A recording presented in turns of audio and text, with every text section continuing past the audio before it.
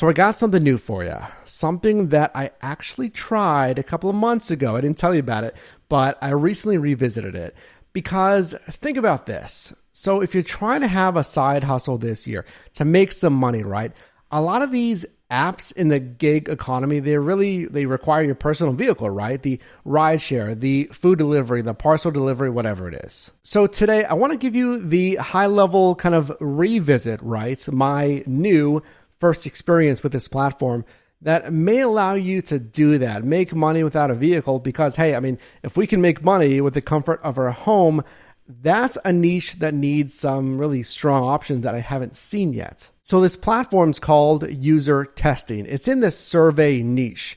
Now, just for some background here, I've tried Google Opinions. I've tried Swagbucks. I've tried probably at least 3 or 4, maybe even 5 other survey app providers. And then I've even tried to make money playing games on my phone, something that didn't have to have the vehicle, right? But I'm taking a look at UserTesting. It's really one of the biggest, one of the most popular, kind of that survey ecosystem, right? To hopefully make some money and see if it's worth it. Welcome to the channel. My name is Mike. On this channel, I help you with the gig economy, a side hustle or a full-time hustle, making money and creating multiple revenue streams. So if you are new here, consider subscribing. And for the best accessories, really for any niche in this gig economy, delivery accessories, rideshare accessories, even some fantastic YouTube equipment, if that's your goal this year, check out my Amazon storefront for all of that. That linked down below. So this isn't going to be a really comprehensive review. Again, this is kind of my revisit of a first impression here. But yeah, it's basically what it sounds like. UserTesting, a survey response, right, payout ecosystem here. So here's the thing with UserTesting that really stands out versus your traditional kind of survey apps. So UserTesting can be a lot more interactive. So literally you could interact with a voice response or get this, even a kind of FaceTime or like this, a video response or even a live response, kind of like a FaceTime or a live Zoom call as far as your response. Now, because of that, some of these surveys pay a lot more. And I'm going to take you through one example here that I did today that was a $10 payout. And I mean, it took me maybe 10 minutes or so, you'll see here shortly. But I did see payouts of $60 per hour for one of those live interactions. So number one, I feel like there's a good amount of surveys to choose from, which is good.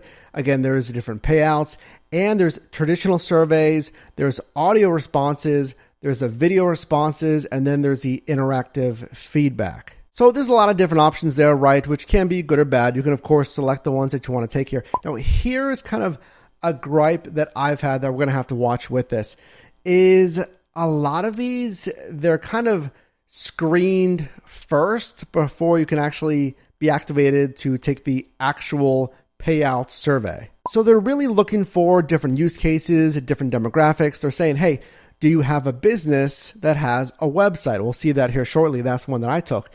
But they may ask, hey, do you drive this certain car? Have you ever heard of this brand? Do you use this or that? And it makes sense, right? It is a screener. It's screener questions to see, does the provider that actually submitted these questions, are they actually going to get relevant data back? Now, because of that, I've been disqualified for a good amount of surveys. Now, it's not anything that I did or anything that you did. You just don't fit the demographic here. But kind of a gripe, I would like to see that a little bit easier.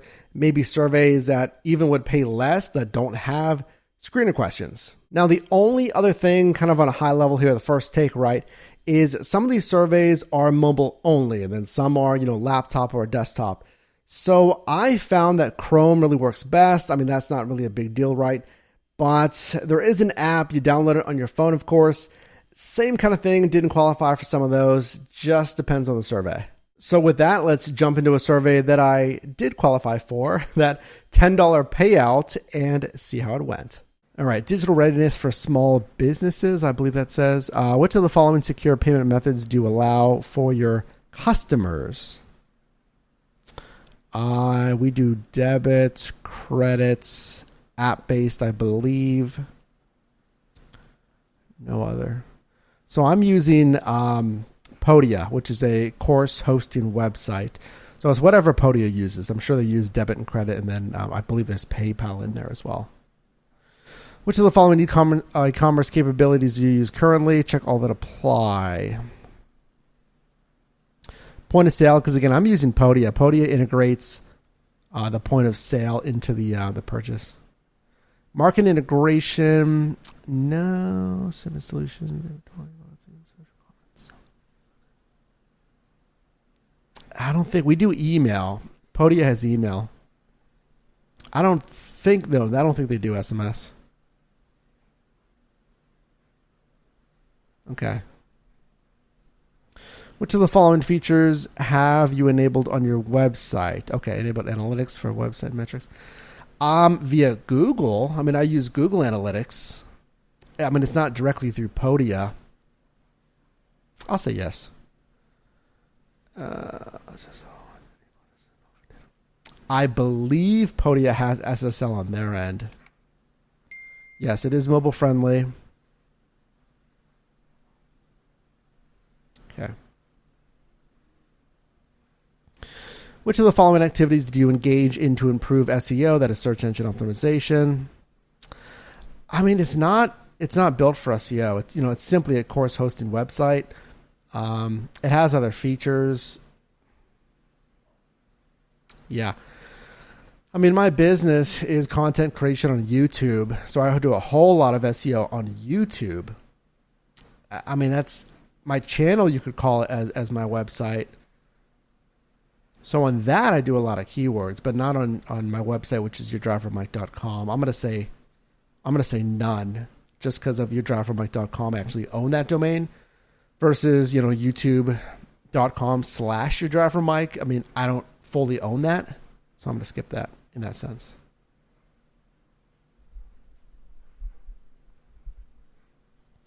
Which of the following tools do you use to recruit employees? I mean, yeah, I don't recruit no employees. It's just myself. Yeah. How do you pay your employees? I don't have employees. How do you manage your bookkeeping for your business? That's a great question. Yeah. I mean, the actual bookkeeping, I handle that. Keeping track of expenses, tax deductions, just the numbers on the business. I do that myself. I don't have a third party for bookkeeping. Accounting, of course, I contract that out. Well, recently I've done that myself, which is this next question. How do you file taxes? Let's see. My employer, I paper file. Online. Yeah. When it comes to taxes, for the past couple of years, I've done it myself. So that is TurboTax Self-Employed. I believe the last 3 years I've done that myself. 2 or 3 years. The year prior, I did a CPA. Which of the following activities do you use email marketing tools? I don't do any email marketing right now. I have the capabilities. I have a listserv, basically. But I just don't have the time right now. Which social media platforms do you use for your business? Great. Okay. We're on Facebook. I don't really use it. I'll put it on there, though. I do have an Instagram. YouTube is my main thing. I have a Twitter, but it's not really used for business. I'll keep that. What does your business use social media for? Brand awareness, new customers, engage with customers, sell products. Yeah. What is your main goal of running digital ads for your business? I have run digital ads. It is to create brand awareness. I do Google ads via on YouTube. To get more online and foot traffic, yeah, I'll say online. Indirectly to increase sales, yeah. What type of digital ads do you use for your business? Okay, great. This is good. It's social ads. Again, it's on YouTube. It's discovery ads. So I'll say it's a display ad. It's a discovery video ad. It's a pre-roll ad. So it's a bumper I think it's a 5-second bumper before a video.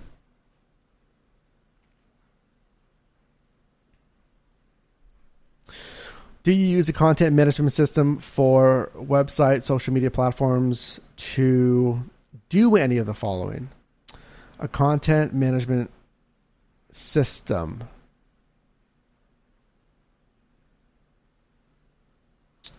Interesting. Do you use a content management system for website, social media platforms to do any of the following? Okay. I'm not sure I understand the question of content management system. I mean, I have accounts for stock photography. A content management system. I'm going to put none. I just don't fully understand that question. Which of the following productivity tools do you use to engage with your teams? I mean, again, it's just myself. I do have, help. My brother, I guess you could say, is a business partner. He is technically on payroll. Productivity tools. We do use cloud storage for assets for the business.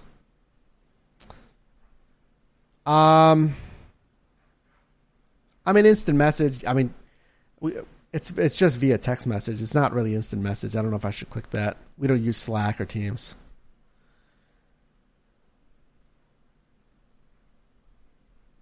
Which of the following activities do you use digital video conferencing tools for communications?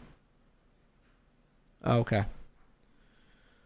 Video conferencing, it's just FaceTime. It's not any software. So we will actually, okay, this is customer facing. Interact with my colleagues. Again, it's no separate software per se. It's just FaceTime. We will talk about strategy. Well, actually, you know what? I have done. Well, I've done consultations with customers, with my clients. It's a YouTube coaching consulting product. It's not a demo. I don't do demos. It's just the product itself. Which of the following cybersecurity features do you have? I'm just going to, include some of these.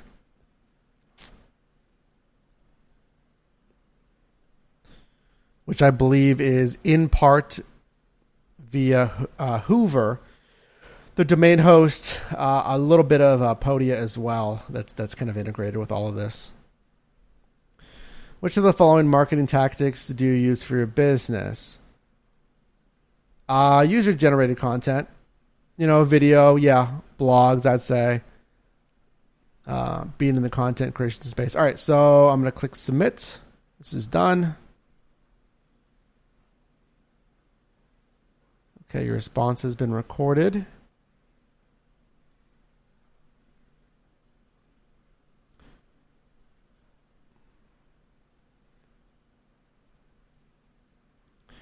Okay, any final thoughts? Please provide any final comments, questions, or suggestions you have before you stop recording and continue to the follow-up questions.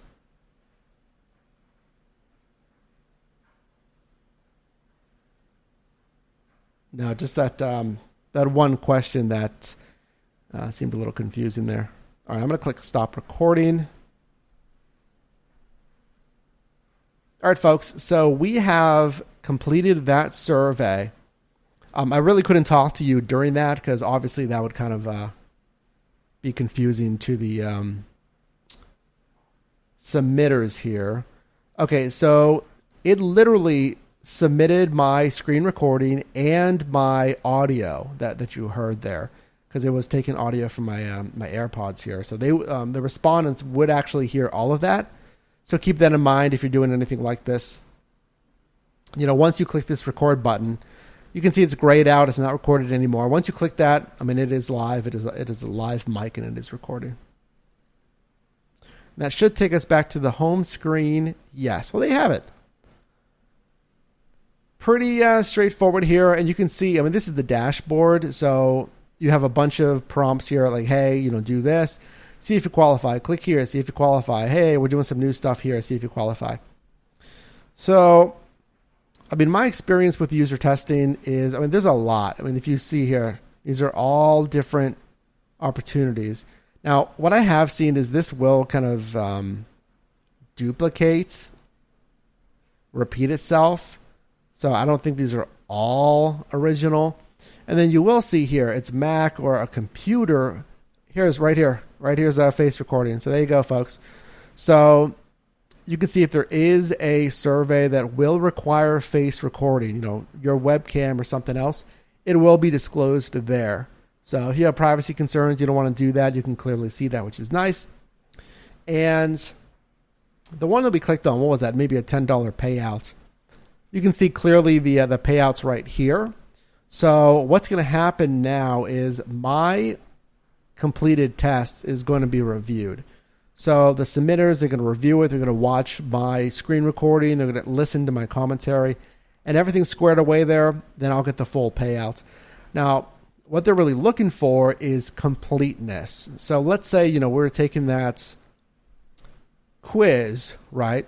So you're taking the quiz. You want to be as complete as possible. And they'll tell you this whenever you kind of do the walkthrough of user testing, that they want complete, full answers, that the reason they're recording your response via video or audio or both is they want to see your entire method of thinking. So they really want you to think out loud. And that's what I was trying to do. Is like, hey, I don't understand this. I'm trying to understand it. I can't understand it. I think this means that. So again, really thinking out loud. More is better. But they also mentioned, they don't want you to ramble, of course. They want you to stay on topic. So that was actually my second experience with user testing. If we go into completed tests here, I actually did complete one prior right here, April 13th, a couple of months ago. And I was actually downgraded 1 star and I did not get paid. That was my fault because that was my first test and I wasn't familiar with how user testing worked. So I actually ended the quiz accidentally because I clicked the stop record button. And then I think I immediately clicked on submit. I was going too fast. Frankly, I was a little bit too impatient. So take your time with it. You can see here my current test. It is pending. It was a $10 payout. And that did not take a lot of time at all. I mean, it took maybe, 10 minutes or so to do that entire quiz. So I'll follow up with you in a couple of days or whenever this is approved, maybe 24 to 48 hours there to let you know how that payment goes. As far as how much you're going to get paid, I mean, we can see here, most of these are $10. Here's a $60 one for 60 minutes. So there you go, $60 per hour, basically, if you want to think about it that way. Now, this is a live conversation. And again, everything is disclosed here. So it's a live conversation. It's just that. It's basically like a Zoom call, like a web call there. And you can see here, there's a screener. So you do have to qualify. Remember, they're looking for certain demographics, interests, use case habits, maybe, again, different demographics as far as age, sex, whatever. So keep that in mind as well. So let me know down below in the comments if you had experience with user testing. Are you familiar with it? Is it the first time that you're hearing about it? Because frankly, I mean, a lot of us may be looking for side hustles where we don't have to use our personal vehicle. Maybe you're a one-car household. Maybe for whatever reason, you can't use a vehicle, you don't qualify, etc. Then if you qualify for platforms like this, you can make some money really from the comfort of your own home. And honestly, that is the one area of the side hustle that I've had problems finding is really a strong at home, ideally, digital side hustle. So let me know any questions you have about user testing, and definitely subscribe if you haven't subscribed already. I'll keep you updated on this post and hopefully a lot more if this one works out well. So if you did get value in this video, definitely drop me a like, and you can also click or tap the screen here for my newest video, as well as a video recommended for you, and I'll see you in the next one.